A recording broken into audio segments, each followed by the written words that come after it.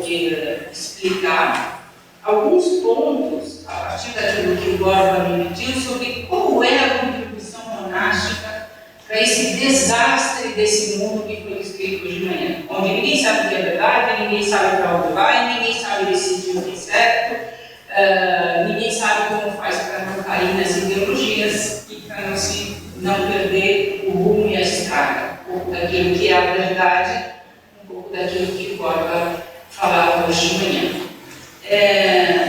Ainda uma outra coisa antes de começar, que como preâmbulo, os monges tradicionalmente não gostam de falar de si. Os monges gostam de viver. E quem vive de uma certa forma atrai os outros. Então, muitas das coisas que eu vou falar para vocês não nasceu de uma reflexão teológica, filosófica, moral, etc. Nasceu de uma vida. E essa vida, quando vivida, trazia algumas experiências interessantes e algumas novidades, com termos que foram cunhados e existem há milhares de anos. Vou falar de alguns termos gregos, porque estamos falando já desde o século IV, século V, quando a vida monástica começa a florescer dentro do cristianismo. Uma outra coisa ainda, que agora me lembro interessante dizer para vocês, o mundo monástico, e não só o mundo monástico cristão, a gente já está falando do budismo, dos Vedas, há milhares de anos antes de Cristo, floresce toda vez que a sociedade entra em crise. Toda vez que a sociedade entra em crise e perde o rumo, algumas pessoas são chamadas por Deus a parar, pensar e rezar. E é daqui que nasce a vida monástica. A primeira característica da vida monástica, que tem, também, primeiro, o Borba não gostava de falar justamente dos princípios da doutrina social da igreja, porque falar do princípio pode ser uma coisa vazia ou até inclusive ideológica, mas o primeiro princípio da doutrina social da igreja é a centralidade da pessoa. Isso é muito monástico e também totalmente bíblico. Eu coloquei assim, então, como primeiro ponto, a centralidade da pessoa humana e a ineliminável liberdade. Para a tradição monástica, o ponto de partida para olhar a realidade em qualquer circunstância é a pessoa humana. Em sintonia com a doutrina social da Igreja, reconhece a pessoa na sua ação livre. Porque a pessoa é sempre liberdade, mesmo que ela esteja presa e na solitária durante muitos anos. Como mostra um exemplo paradigmático disso, Nelson Mandela, que ficou preso 27 anos e ali consumindo toda a sua energia e toda a sua juventude. A sua experiência de liberdade era tal que, quando, por pressão internacional, saiu da prisão, libertou o seu país do apartheid.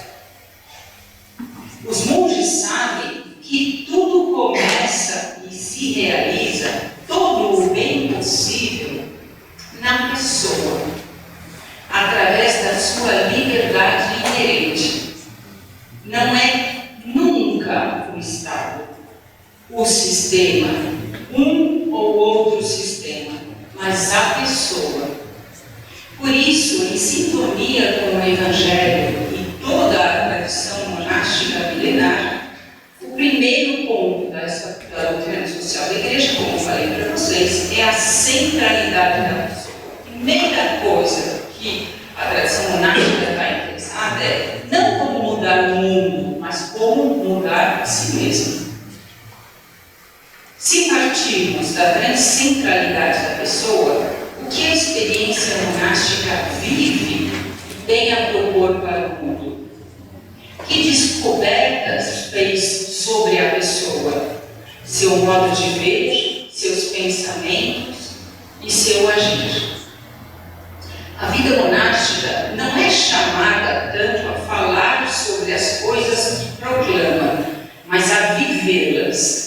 e vivendo-as as proclama.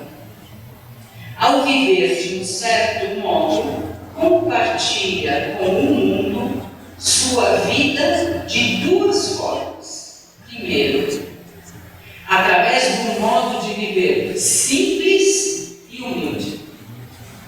Já aqui uma bomba contra a sociedade de consumo contemporâneo. Viver de um modo simples e humilde.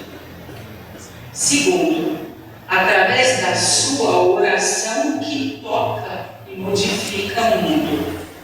Nós pensamos que o mundo é modificado a partir das coisas que fazemos exteriormente ou construímos, mas na realidade o mundo é modificado muito mais pelo movimento do coração dos seres humanos.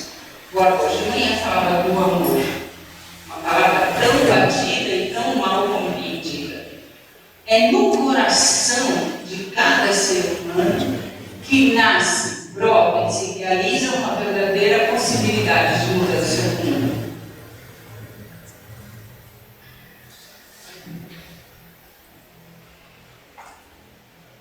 O monarquismo, que existe desde tempos imemoriais, milhares de anos antes de Cristo, como os Vedas, ou mesmo o budismo, reconhece bem a presença do poder e da dimensão espiritual da vida. Muita coisa acontece no coração humano, parte do coração humano, podemos dizer tudo, e o grande reflexo daquilo que vai acontecer em toda a sociedade não nasce das ações exteriores, mas de como está, retomando de novo o que o Bob falava antes de manhã, de como está o meu relacionamento com Deus. O nosso relacionamento com Deus é daqui que nasce uma mudança e qualquer mudança real. Então, o que a experiência monástica ensina como primeiro ponto fundamental? O silêncio. A primeira descoberta dos monges, quando começaram a viver a experiência monástica, já no segundo século, da era cristã, é o valor do silêncio. O mundo de hoje precisa reaprender o silêncio. O silêncio que se experimenta quando se vive no campo e se observa a natureza. O céu, a lua, as estrelas, o rio, as árvores, o seu burburinho, o vento que assobia, o silêncio eloquente que fala com uma voz suave. É o que o profeta vai descobrir. Ele pensava que Deus estava no terremoto, que Deus estava numa ventania muito forte, e ele vai descobrir, o profeta diz, que Deus falava no silêncio com uma voz suave. Esse silêncio preenche, não é vazio, restaura, endireita, reordena a vida e um instante em que se vive. No constante barulho da cidade, na correria da vida cheia de preocupações e afazeres, as pessoas se desumanizam, se esvaziam, se perdem. Não são mais si mesmas, agora falar de manhã, facilmente manipuláveis. Repetem discursos vazios que nem eles mesmos têm. Não sabem mais quem são. Tornam-se como bolhas vazias. Ocupam espaço, mas são loucas por dentro e exploram fácil. Bob também falava da violência. Perde-se o rosto, perde-se a si mesmo. A incrementar este vazio está o uso excessivo das mídias digitais, como falávamos no celular. São estas que estão na base da diminuição do QI, da inteligência das crianças, como tem mostrado vários estudos. Primeira vez na história que o nível de inteligência está diminuindo. Estar sempre ligado ao celular, ao computador ou à TV contribui para um esvaziamento ainda maior. As crianças e adolescentes se tornam, assim, presas fáceis da sociedade de consumo, insatisfeitas, inseguras e violentas. Tudo isso é consequência, ninguém falaria isso por aí, mas essa é a verdade, e tem a tradição monástica para proclamar.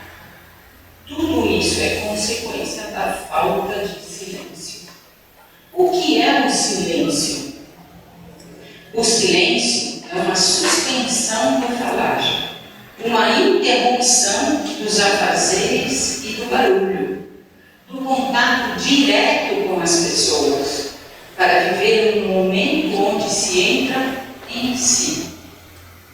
A tradição monástica vai usar essa expressão em latim muito bonita: habitare secum, viver consigo mesmo, habitar em si mesmo.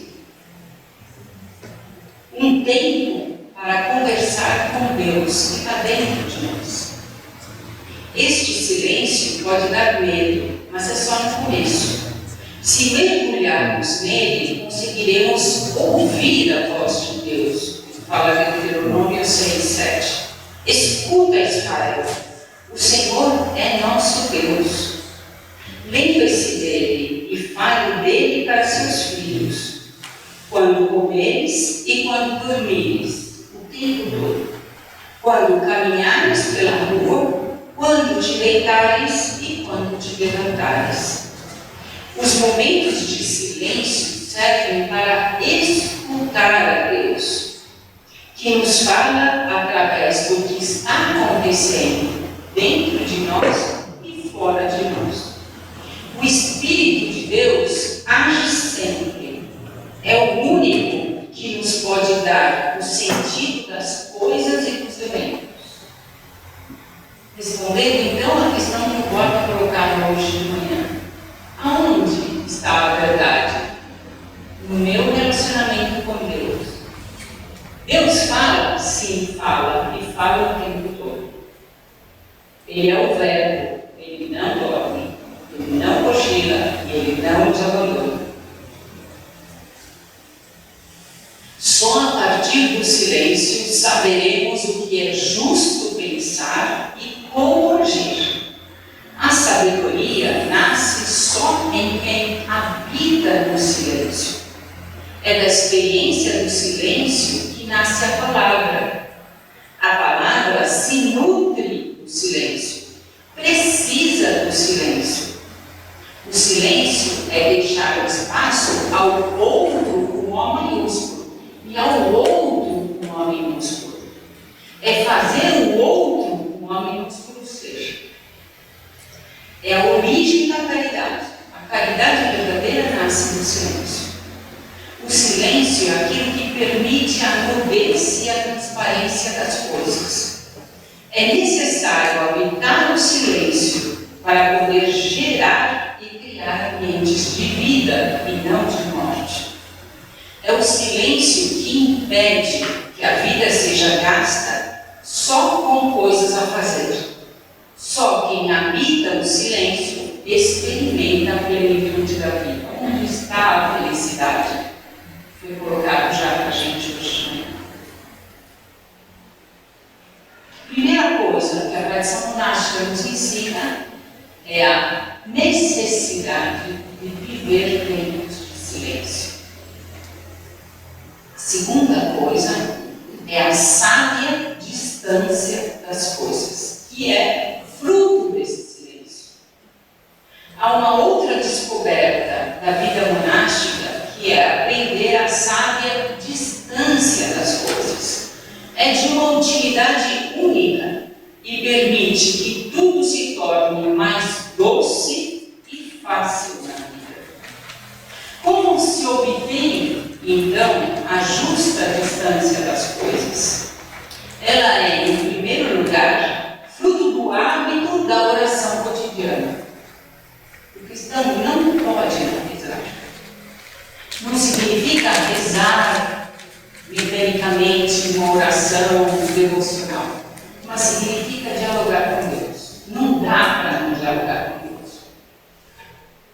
estejamos fazendo o que a gente estiver fazendo. Então, repito, ela é, em primeiro lugar, fruto do hábito da oração cotidiana, do procurar reservar um tempo para meditar sobre como se vive e age e fazer em lugares adequados, mesmo que seja um cantinho perto da casa, dentro de casa, um cantinho em casa. O monaquismo antigo descreveu essa experiência usando duas palavras gregas. Os primeiros monges vêm da tradição grega, e mais até da tradição filosófica grega. São palavras estranhas. Cemiteia, que se escreve com X, xeniteia, e amnemia. O que significa cemiteia? Significa agir como se fôssemos sempre peregrinos e de passagem nessa terra. Esta lembrança permite que estejamos sempre em nosso próprio lugar, fiéis à discrição e sem querer aparecer, não procurando os primeiros lugares, mas estando sempre na condição de hóspedes ou estrangeiros que acabaram de chegar. Quem vive assim aprecia falar das coisas que encontra e não de si mesmo, buscando agradar e ser gentil a todos e com todos. Não se relaciona com as coisas de modo a se justificar ou buscar subterfúgios para as próprias opiniões e ações. Como eu falava da ideologia, cada um defendendo a sua ideologia. Pois, se está sempre de passagem e acabou de chegar, o que ele conhece a fundo ou totalmente? Não há sempre coisas novas e desconhecidas a serem descobertas? Quem chega num lugar diferente está sempre descobrindo coisas novas, desconhecidas. É sempre estrangeiro. O peregrino, outra coisa muito interessante da tradição monástica, o peregrino carrega poucas coisas. É cidadão das coisas essenciais. Mas um estrangeiro que não pode carregar aquelas inúteis e muito pesadas. Ele está totalmente presente no lugar e no momento onde ele estiver, mas de passagem onde mora. E estando sempre de passagem e em viagem, não tem inimigos, pois toca a realidade onde vive com a delicadeza de quem está ali temporariamente, fugindo sempre da lógica do poder. Tem diante dos olhos o quanto é ridícula esta lógica, pois sabe que dura pouco para quem está de passagem. Por isso, sabe ser insensato qualquer tipo de posse ou carreirismo. Diz a si mesmo, passará, ou melhor, já está passando, pois eu não estou aqui por muito tempo. Para que sofrer ou afanar-se por algo que durará tão pouco, e logo estarei de mãos vazias de novo? Quem tem a graça de ter vivido, como eu, o tempo suficiente para olhar a realidade na sua complexidade, com certeza teve a oportunidade de observar tantos chefes ou pessoas poderosas que depois de no máximo algumas décadas perderam seu esplendor, justamente, invariavelmente passageiro. Cemiteia. A segunda palavra da tradição monástica é amnemia, que significa não ter preocupações que nos dominam. Ou, em outras palavras, não ser dominado pelas coisas.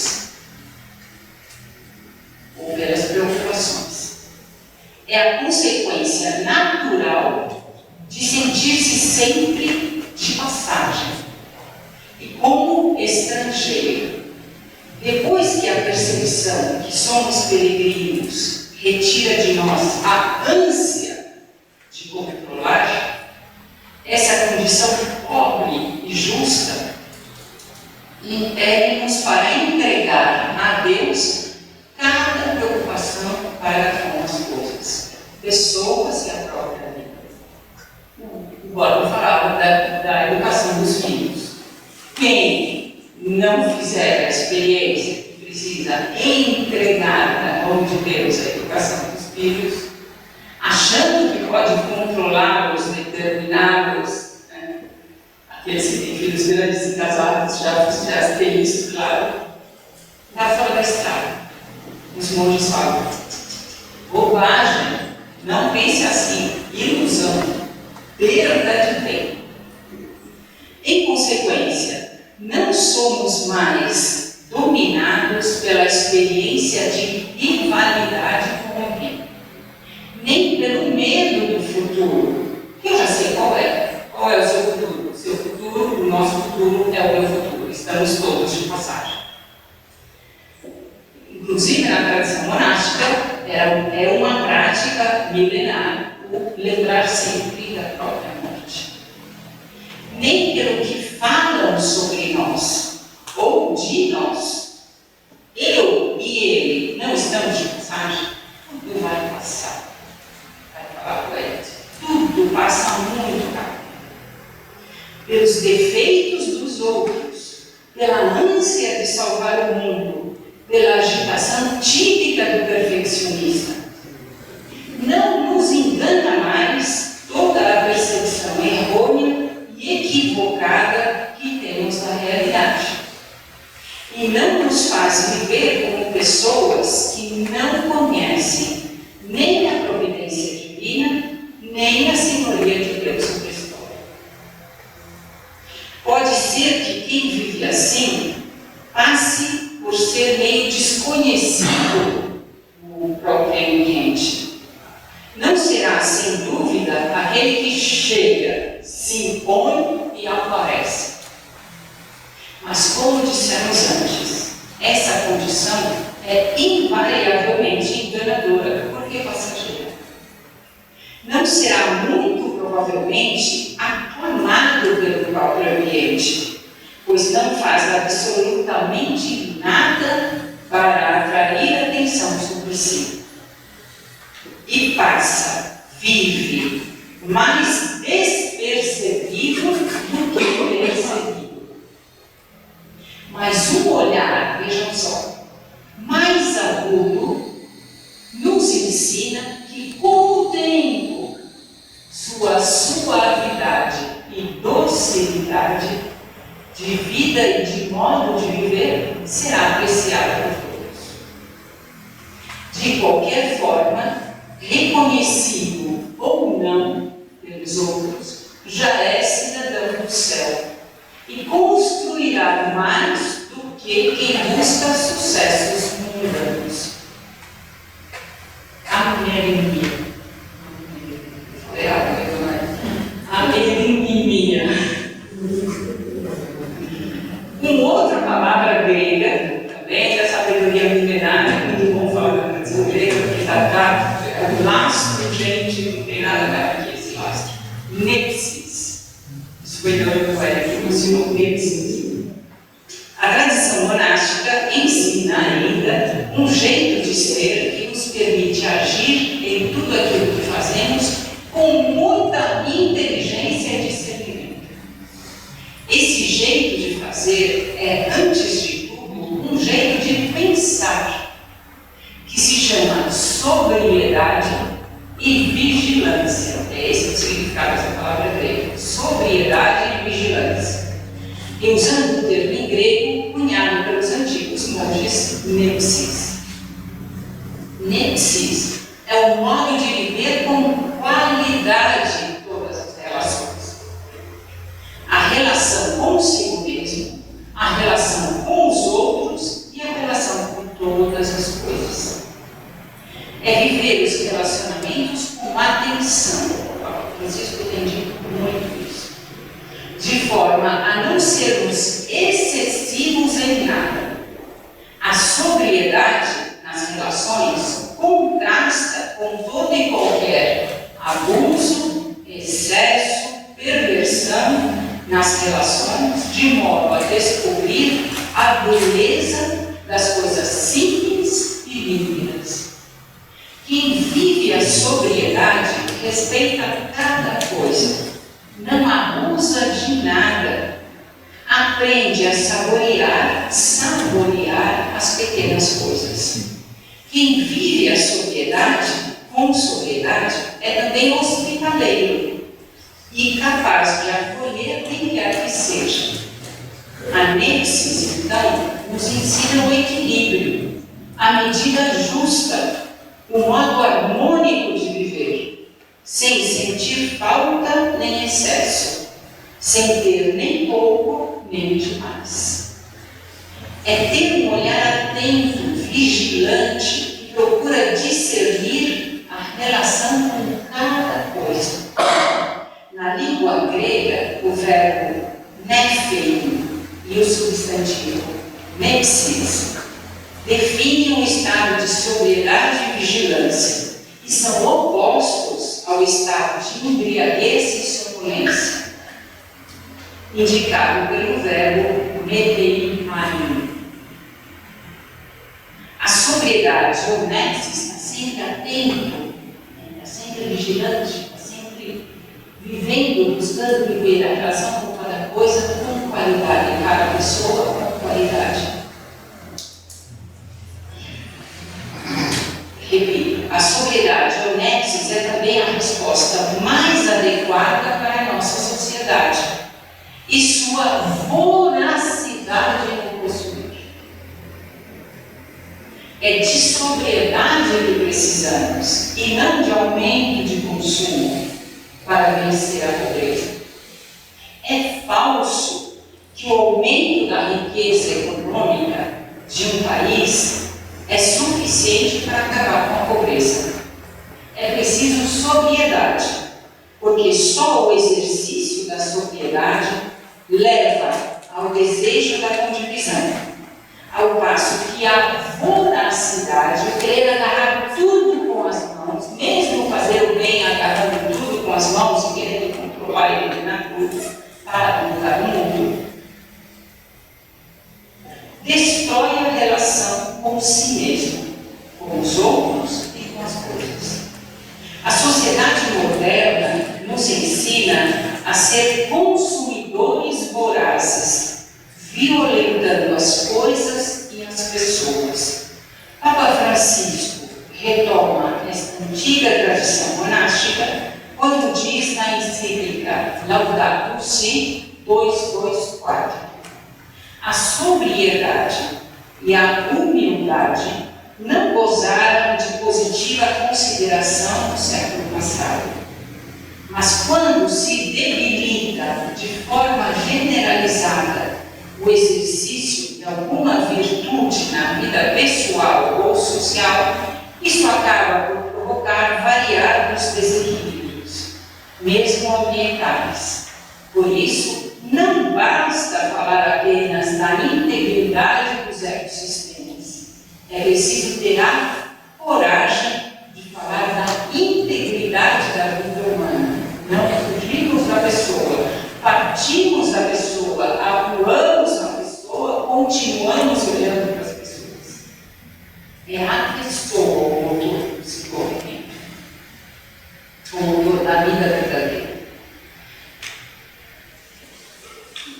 O desaparecimento da humildade, ele diz, num ser humano excessivamente entusiasmado com a possibilidade de dominar tudo sem limite algum, e já de uma certa questão da inteligência artificial, só pode acabar por prejudicar a sociedade e o meio ambiente. Não é fácil desenvolver esta humildade, a gente poderia dizer sobriedade sadia e feliz, se nos tornamos autônomos, se excluímos Deus da nossa vida. Tudo tudo parte do silêncio e do nosso relacionamento pessoal com Ele.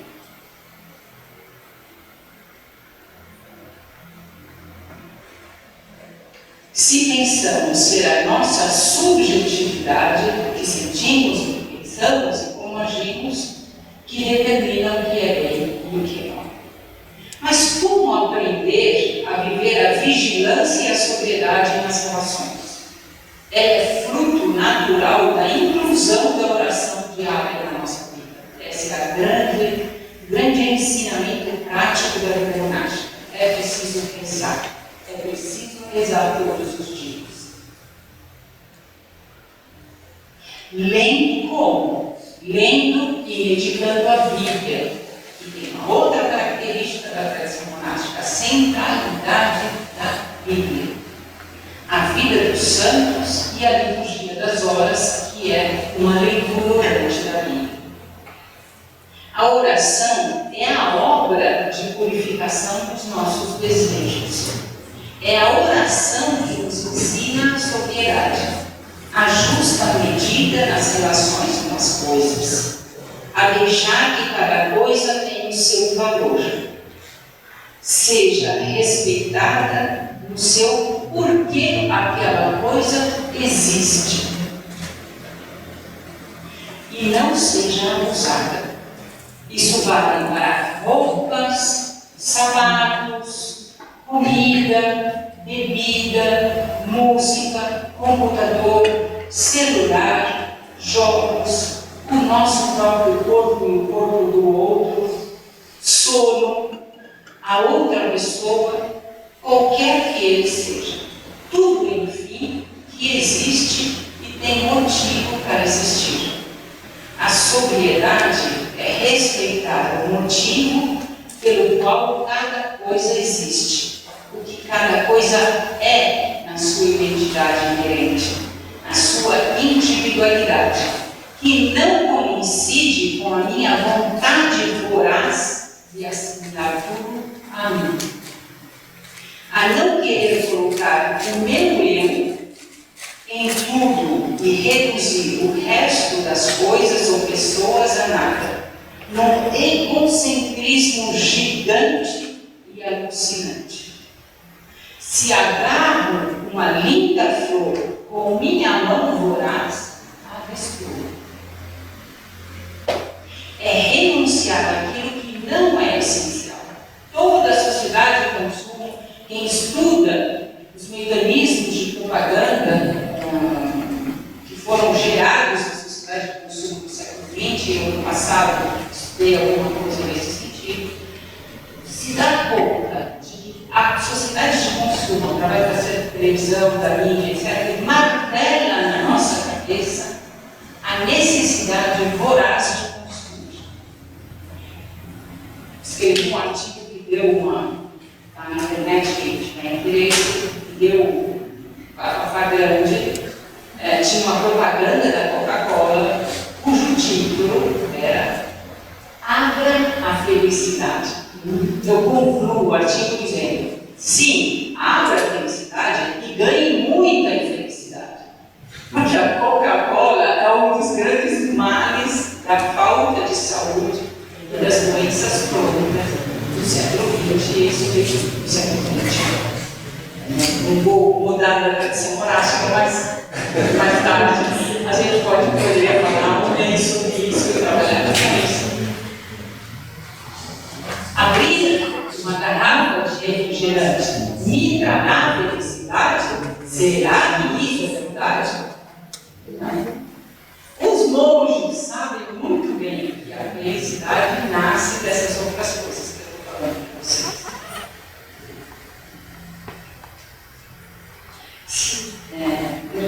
Não é, portanto, o aumento do consumo que melhora a nossa vida e a sociedade, mas, muito ao contrário, como nos ensinam os monges, é viver a sobriedade.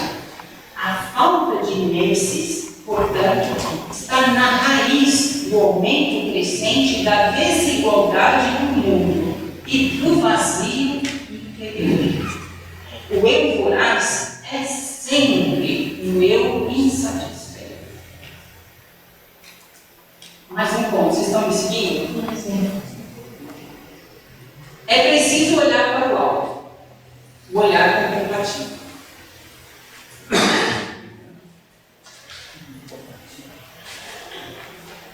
A vida monástica tem uma função, é muito fácil, é muito fácil falar da vida monástica, já falei no começo, mas à medida que eu vou seguindo, isso vai bombando na minha cabeça. Isso aqui tem milhares de anos de experiência. Milhões de pessoas viveram isso e funciona. Funciona. A vida monástica tem uma função específica na sociedade. Lembrar a todos que é preciso olhar para o alto e não só para os lados. Só a presença de alguém maior do que nós pode ordenar a nossa realidade, não é a causa. Criar harmonia e construir um mundo melhor. Me lembro da frase que eu coloquei aqui, mas me lembro da frase de Sartre, numa peça de teatro fantástica, onde ele explica maravilhosamente bem o que é o inferno. Se chama Entre Quatro Paredes, onde no final dessa peça ele diz: o inferno são os outros. A vida monástica me ensina a fazer o caminho contrário. Olhando para o alto, o outro se torna meu verdadeiramente e não inimigo. Duas retas diferentes e paralelas nunca se cruzarão. Porém, duas retas diferentes, mas inclinadas uma para a outra, se encontrarão onde? Um ponto mais alto. Assim é a reconciliação. Como eu faço para me reconciliar com alguém que é meu inimigo, que me fez mal, meu marido, minha mulher, meu filho, meu amigo, meu colega de trabalho? É preciso olhar assim. E não olhar para ele, olhar para mim. Os lados, olhar dos lados, não me trará nenhuma solução. O encontro entre duas diferenças, e aqui, retomando aquilo que eu falava hoje de manhã, a ideologia, o encontro entre duas diferenças só pode ocorrer, a briga entre bolsonaristas e lulistas, só para dar como exemplo, aonde essa briga que separou, infelizmente, até famílias, pais e filhos, colegas de trabalho, amigos. O encontro entre duas diferenças só pode ocorrer quando ambas olharem para um ponto mais alto do que o momento e a circunstância atual. A eleição, por exemplo, que une essas duas retas ontologicamente na sua essência, na sua natureza. Seja a reconciliação como o perdão verdadeiros não nascem da boa vontade. Quero me reconciliar com você. Não funciona. Faço tudo para me reconciliar com você. Não funciona. Não tente porque não funciona. Quem fez essa experiência sabe da onde nasce a verdadeira reconciliação? Não nasce da minha vontade ou da minha generosidade, embora ambos possam ajudar. Necessitam de a verdadeira reconciliação, necessita de uma outra coisa, maior e mais magnânima do que a minha vontade humana ou a vontade humana do outro, que nesse caso dificilmente conseguiria ultrapassar a barreira do voluntarismo, passando por parênteses. É muito interessante, eu, fazendo o curso monástico na Itália, descobri que a igreja, tradicionalmente e atualmente, o Pedro Emanuel falava isso, entregou ao mundo monástico o diálogo interreligioso. É muito interessante. Está na mão dos monges já há muito tempo, e os progressos têm acontecido através deste trabalho, né, que é o diálogo interreligioso. Com essa cabeça, as melhores pessoas dentro da igreja para se reconciliar com o diferente são aqueles que vêm, que carregam na sua tradição essa capacidade de olhar além, acima, maior, mais amplo. E muitas das discussões no diálogo interreligioso que estão dando muito certo, por exemplo, entre os judeus e os cristãos, está na não querer dominar o outro e dizer: eu sou o dono da verdade, você é o dono da verdade, vamos discutir a sua verdade, da minha verdade, e vamos tentar estabelecer pontes de verdades. Não funciona assim. Os monges sabem que, ontologicamente, só pelo fato de sermos seres humanos, nós fomos feitos por Deus unidos. E as diferenças não chegam ao nível ontológico. O nível ontológico, o nível do ser, o nível da essência do ser humano está acima da diferença histórica. E a diferença histórica, quando eu olho para cima, é uma riqueza, não uma perda.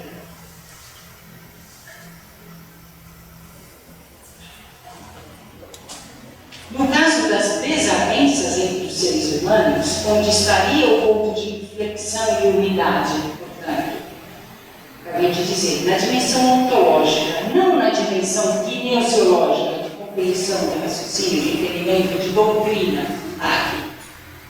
E menos ainda na dimensão moral. Estamos unidos porque ambos somos seres humanos, ambos somos criaturas. Ambos somos amados por Deus e em ambos habita e se deixarmos agir o Espírito. Esta é a experiência contemplativa. Ver o invisível ao ver o que é invisível aos olhos. É a nossa condição ontológica de criaturas que nos acomuna. É o olhar para o alto, para a nossa origem, que nos coloca juntos. O diálogo é possível porque ambos pensamos, sentimos e falamos, mesmo que com linguagem, sensibilidade e história de vida diferentes. O pensar e o sentir e o falar nascem do ser, não do agir. Não importa tanto a diferença de pensar, de agir e de falar. Interessa que eu e você pensamos, sentimos e somos chamados por Deus a agir de algum modo. Quem consegue enxergar esta realidade é capaz de ter um mínimo de paz no coração e a passividade necessária para poder observar com mais atenção o pensar, o sentir e o falar do outro antes de se pôr esse ponto. O que essa pessoa pensa, sente, o que ela está de fato querendo dizer. Essa condição pobre e justa impele-nos a entregar a Deus cada preocupação. Em consequência, não somos mais dominados pela rivalidade com Ele, pelos defeitos dos outros, pela ânsia de salvar o mundo. Eu e ele não estamos de passagem? Aconteceu na minha vida de ver briga de chefe de departamento no departamento. Conto essa coisa para vocês, acontecendo 2 vezes. Terminou a reunião de departamento, um dos professores tem um ataque cardíaco e morre na nossa frente. Estamos todos de passagem, vamos passar rapidinho. Sabemos que cada ser humano vê um ângulo diferente, seu, que lhe é próprio, e que nenhum ser humano tem a visão do todo. Ninguém pode se arvorar a dizer: a verdade está comigo, ou só eu tenho a verdade. Você é um idiota, eu sei, eu é que sei das coisas. A visão mais ampla e, portanto, mais realista será sempre a que abraçar o melhor possível os diferentes ângulos existentes na realidade.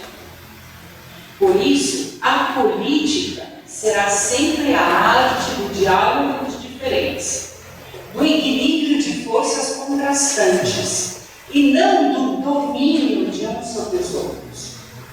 Ainda mais, o cristão é chamado a dar-se conta e apontar para os outros sobre a senhoria de Deus na história. Tem um chefe, e esse chefe existe e não dorme, e age o tempo todo.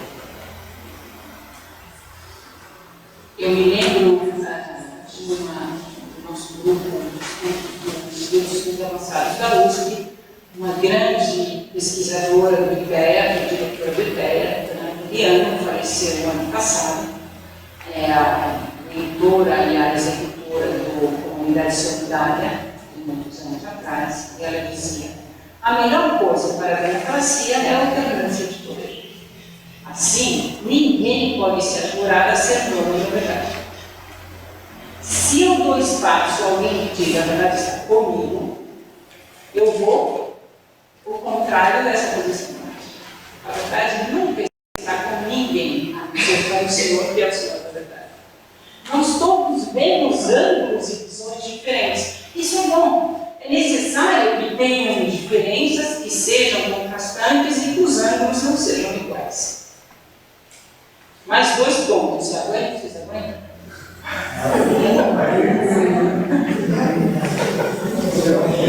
Eu apresentava gráficas e tabelas, era um pouco mais fácil. Não me preocupo. Essas coisas vão ser iguais. A sabedoria no uso do tempo. Aqui tem a grande questão do tempo. A tradição monástica, seguindo a visão bíblica, reconhece que o tempo, vocês também têm dito isso, que o tempo é superior ao espaço. De fato, a vida monástica tem como característica o viver bem o tempo e a sobriedade e a pobreza na conquista do espaço. O livro de Eclesiastes nos oferece uma esplêndida explicação sobre o tempo. Diz que há um momento, são 2 palavras em hebraico, se chama Zeman, que é o tempo cronológico do relógio, para tudo. Mas existe também um outro tempo, que é o tempo oportuno, que em hebraico se chama Et. Para todo o propósito debaixo do sol. Ele vai falar em um tempo oportuno, Et, para nascer, e tempo oportuno para morrer. Tempo oportuno para plantar, tempo oportuno para arrancar a planta.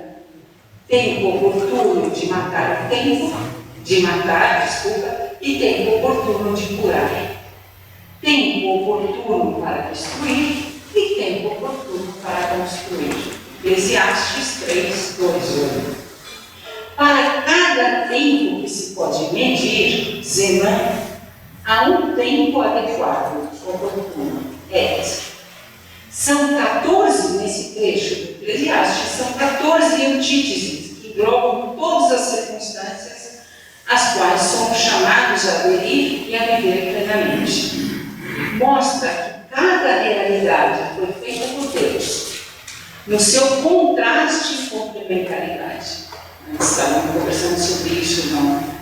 A teologia que passa de uma posição muito a grosso modo, racionalista, de bloco monolítico, de dono da verdade, no catecismo, a gente tem que aprender formas e proposições, a uma compreensão muito mais bíblica, que vem da tradição judaica, de que há, na verdade, uma ambiguidade sempre presente.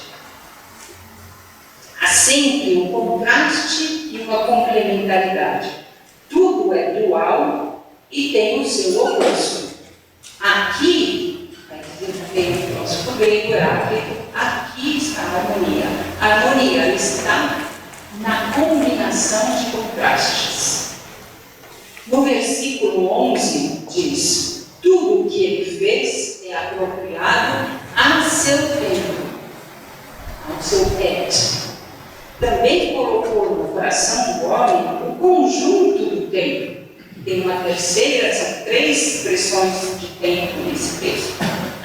Se chama Olam, que significa o tempo sem tempo, significa eternidade. Tudo que ele fez é apropriado no seu tempo, mas também colocou no coração do homem o conjunto do tempo, sem que o homem possa atinar com a obra de Deus, com a obra que Deus realiza desde o princípio até o fim. Então o homem está numa situação difícil, que exige sobriedade, pobreza, humildade. Ele percebe o Olam, ele se dá conta do Olam, ele deseja o Olam, o tempo eterno, mas ele está circunscrito no tempo presente, circunstancial, temporal e contrastante. Vivamos, porém, vai dizer o Eclesiastes logo em seguida, no versículo 12. Não há felicidade para o homem a não ser a de alegrar-se e fazer o bem durante a vida. O Talmud da sabedoria judaica dirá, vejam, prestem atenção, olha só que engraçado. O Talmud dirá que nos será cobrado por Deus todas as vezes que tivermos a oportunidade de gozar de uma boa comida e de uma boa bebida e não soubermos fazer bom uso delas. Sabedoria judaica. Cada instante do tempo possui a eternidade. E os monges vivem com essa consciência. Cada coisa que nós fazemos, utilizamos tanto tempo durante o dia, é evidente a percepção de que nada está encerrado ali. Tudo tem uma ligação com uma coisa num instante muito maior. Nós habitamos neste instante eterno, porque fomos criados por Deus à sua imagem. Tem uma poesia bonita da Cecília Meirelles que diz exatamente isso. Quem gosta de poesia, Cânticos número 2. Ela vai dizer: não sejas o de hoje, não suspire por ontens, não queiras ser de amanhã, faze-te sem limites num tempo, vê a tua vida em todas as origens, em todas as existências, em todas as mortes, e sabe que serás assim para sempre.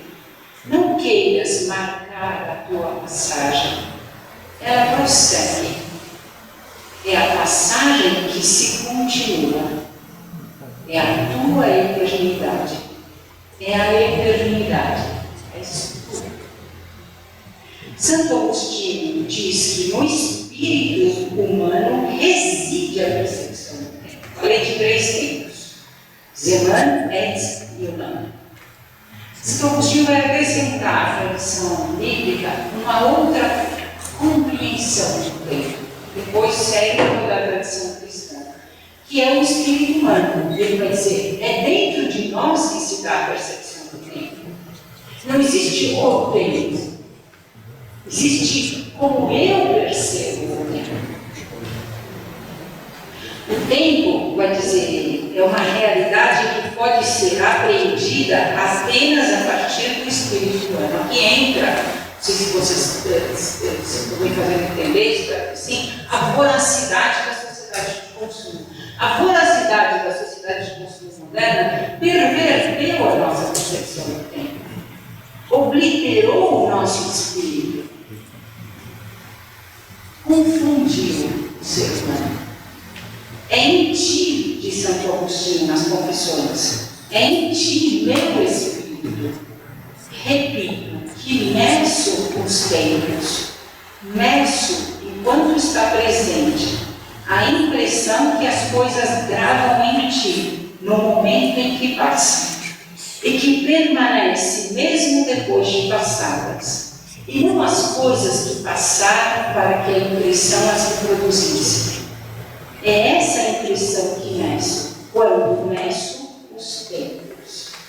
Aqui Aqui faço ainda um outro parênteses. É muito importante quando a gente trabalha com obesidade, a descoberta de que a pessoa que consome uma determinada comida usa o ato de conseguir a comida é um transtorno do tempo, porque ela consome vorazmente, enche a boca, aquela comida com uma velocidade totalmente errada, a gente poderia dizer, que vai levar à falta de saúde. Mas é impressionante como o eu voraz, e é assim que a gente chama o problema da obesidade, é o eu voraz. O eu voraz faz a experiência do vazio dentro, da tristeza dentro, consome o tempo que deixa de ser adequado, comendo numa rapidez alucinante.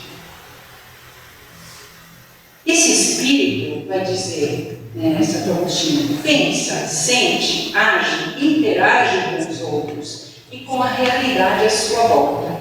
O seu pensar, sentir e modo de agir está relacionado e, de certa forma, depende da cultura. Estou falando do eu voraz que consome a criança que consome aquele McDonald's dessa altura, em uma bocanhada só, ou tenta fazer o mais rápido possível, vendo televisão ou no carro, muito americano isso. Ou toma 2 litros de Coca-Cola. De manhã cedo, que eu quero te dizer. Acorda com a Coca-Cola na cabeça. Funciona assim, né? Quem é viciado em Coca-Cola é exatamente isso.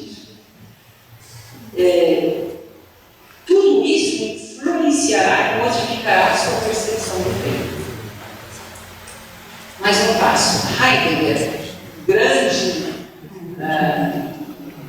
filósofo do século XX, tem um livro onde ele estuda exatamente o tempo, sempre o tempo. Vai dizer que a vida humana é tempo e é determinada essencialmente por como vivemos o tempo. E como viver o tempo para um cristão, me perguntava ele.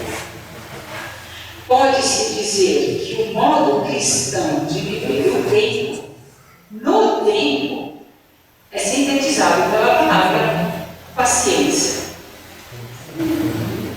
A paciência é aceitar o tempo próprio de cada ser. É dar tempo adequado ao nosso tempo pessoal. É aceitar o tempo de Deus. E aceitar o tempo do outro. Vou voltar na questão dos filhos. Aceitar o tempo do outro. É pela vossa paciência que ganhareis a vida. De Jesus em Lucas 21:19. Já no final da sua missão terrena e já próximo da sua prisão e crucifixão. Quanta paciência Jesus precisou ter até com seus amigos que não compreendiam. O Evangelho de Marcos mostra isso o tempo todo. Os que menos entendem são, João em muitas passagens também, os que menos entendem o que está acontecendo são os discípulos de Jesus, com quem ele ficava o dia inteiro e gastava um monte de tempo.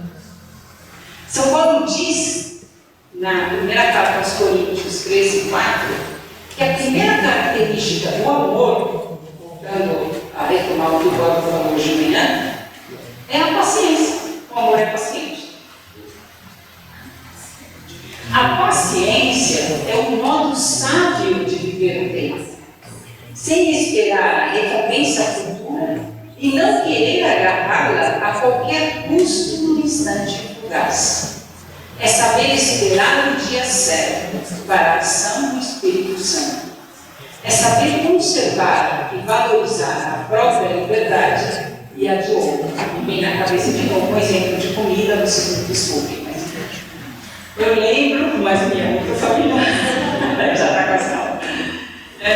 Minha mãe me dizia, não, espera a hora do almoço. Quando a gente sentar na mesa, você vai comer tudo o que você quiser. Agora não, espera a hora do almoço. O que fez a sociedade de consumo moderna? Qual é o momento bolacha, sanduíche. Não tem mesa. Não tem hora. Transgrediu a dimensão.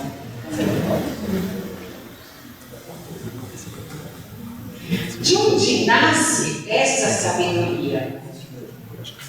Da capacidade de perceber a eternidade presente no instante. Se meu próprio limite de uma outra pessoa ou uma situação me irrita, nos enfurece ou nos desencoraja e deprime, paremos um pouco. É um problema de tempo. E busquemos reconhecer a eternidade presente naquele momento. Há algo além, acima das coisas que vejo, ouço, toco ou sinto, que governa tudo. As minhas sensações e percepções não são tudo. Além das coisas que vejo, ouço, toco ou sinto, que estão na dimensão do espaço, no caso, sufocando tudo, há uma outra dimensão, o tempo. Estou acabando. O rabino Heschel, em seu livro O Shabbat, que tem em português, explica bem essa diferença. Vou ler o que ele diz. As coisas do espaço expõem uma independência ilusória. As coisas criadas ocultam o Criador. É na dimensão do tempo onde se encontra Deus, onde o homem torna-se ciente de que cada instante é um ato da criação, um começo, abrindo novas estradas para as realizações finais. O tempo é a presença de Deus no mundo do espaço. E é no tempo que somos capazes de sentir a unidade de todos os seres. A criação, somos ensinados, não é um ato que ocorreu uma vez no tempo, há milhões de anos atrás. Uma vez e para sempre. O ato de trazer o mundo à existência é um processo contínuo. O chamado de Deus trouxe o mundo à existência. E esse chamado prossegue. Existe este momento presente porque Deus está presente. Cada instante é um ato da criação. Um momento não é terminal, mas um lampejo, um sinal do começo. O tempo está em perpétua inovação, um sinônimo para a criação contínua. O tempo é a dádiva de Deus ao mundo do espaço. Para não ficarmos presos à dimensão do espaço sufocante, é preciso pararmos para reconhecer a eternidade do instante e dar tempo